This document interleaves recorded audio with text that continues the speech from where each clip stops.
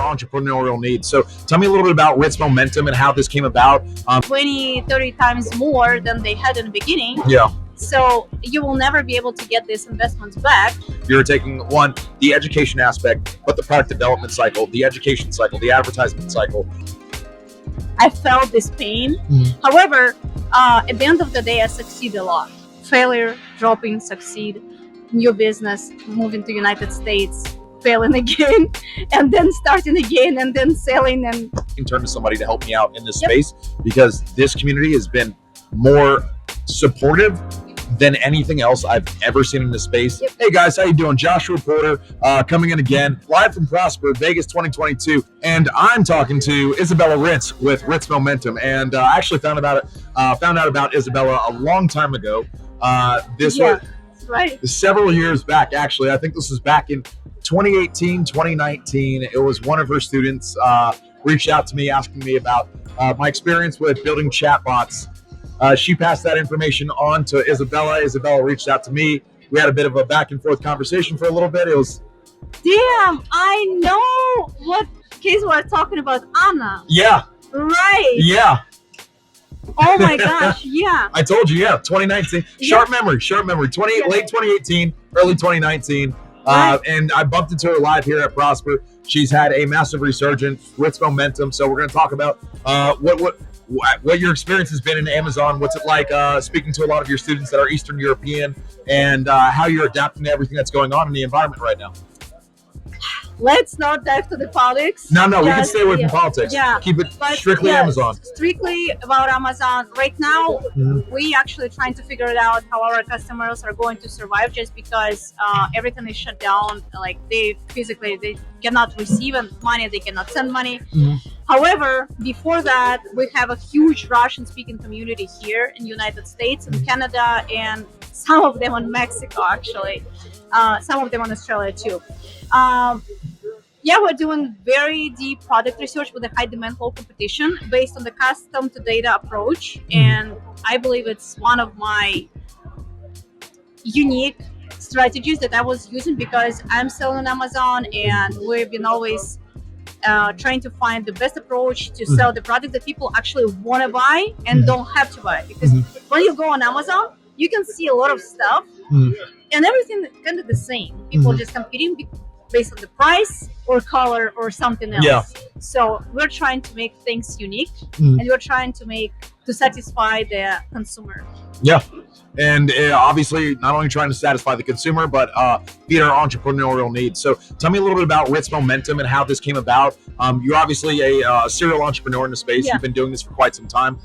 You train a lot of students that are primarily, would you say, they're Russian, Ukrainian, Eastern European, German? It seems like you cover this entire European demographic that's really rich in not only population, but culture, but also the entrepreneurial hustle. So you're bringing that to them, and you're educating them on pretty much everything on Amazon.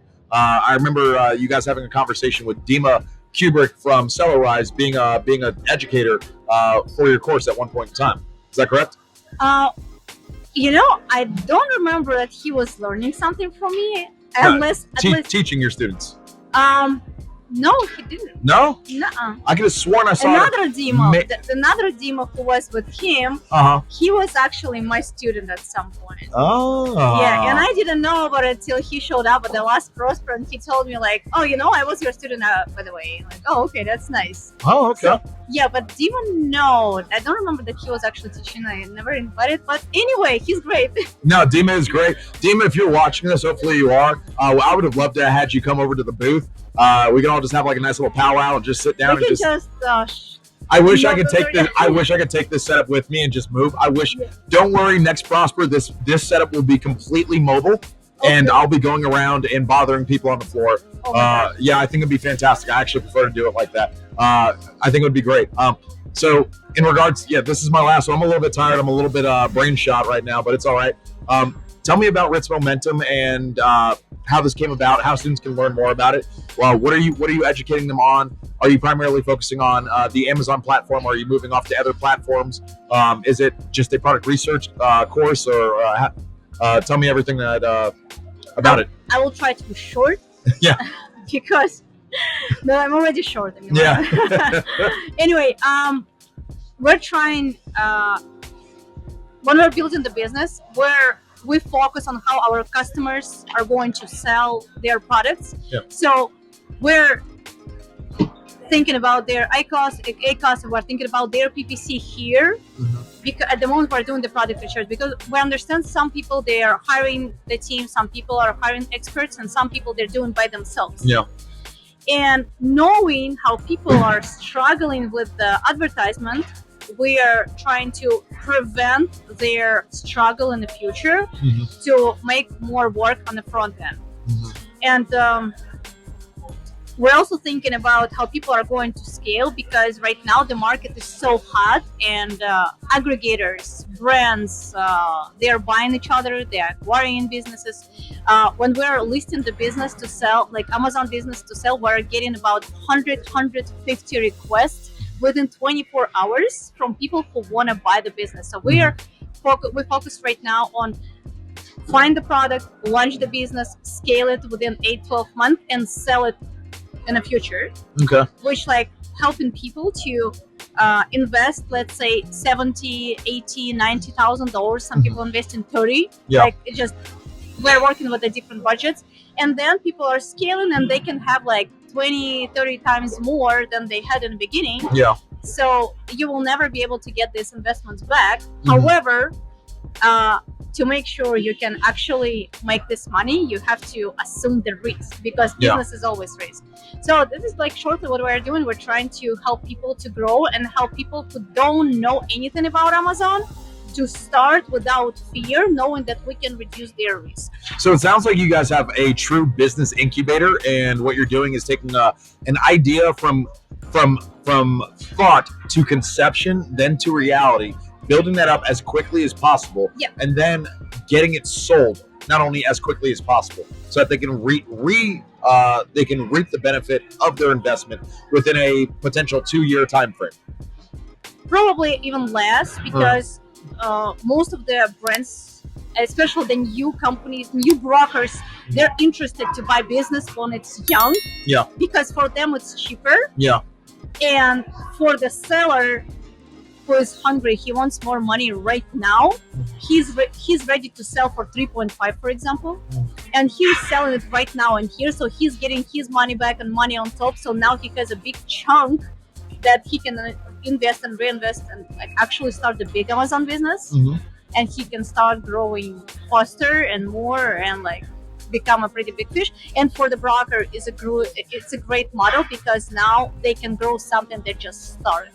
What's really interesting about this is not just a partnership kind of firm that you have going on. This is an educational growth incubator developer partnership that you have going on. So it's like a lot of different aspects. You're taking several different aspects. You're taking one, the education aspect, but the product development cycle, the education cycle, the advertisement cycle, and you're rolling all that into one, scaling as fast as possible, getting sales up on Amazon as fast as humanly possible, getting a track record of success, and then passing them off to the correct partnership so they can be acquired as quickly as possible. Because this is what I've heard from several brokers and several aggregators in the space, that buying a young business is often more profitable than buying a older business. Correct. Because the amount of time, energy, due diligence, paperwork, and time cycle to close would take far more would have a far higher chance of finding something that's risky with that business versus with something new.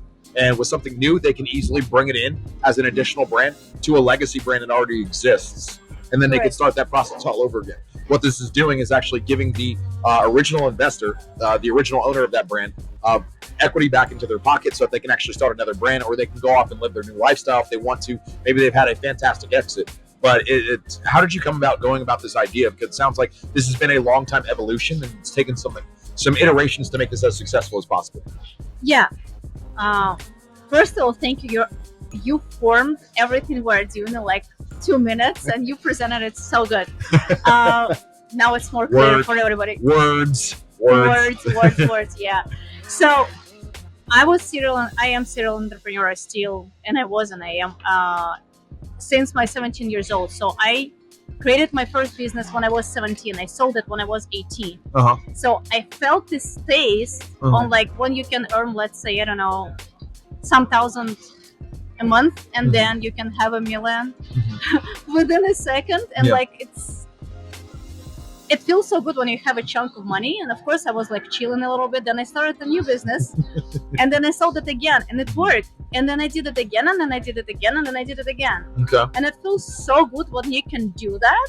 Of course I was failing sometimes. Of course I was like, I felt this pain.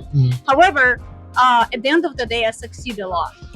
And when I moved to United States, I really wanted to start something new, but I didn't have language. I could speak just hi, bye, this and that, cat and the dog and something else. So I had to actually learn not just the culture, language. I had to learn business, and like I had a lot of funny story how I didn't. You had a lot of learning curves going on. That sounds like the same learning curve that I have right here in.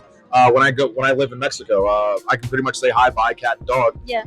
I could probably say a couple more words than that. I've learned all the good swears. I can tell you, it's pretty interesting. But you've gone through this massive development cycle, not only with yourself, but as an investor and as an entrepreneur, so many times that you've learned how to shortchange the cycle of success through massive iteration, failure, but persistence. Right. And I also, I didn't have any foundation here when I came here, and I had my kids, so I had to do something first. So I knew that I have like a month or two, and after I lost 100K, like a lot of people know about it, the leftover was just 5.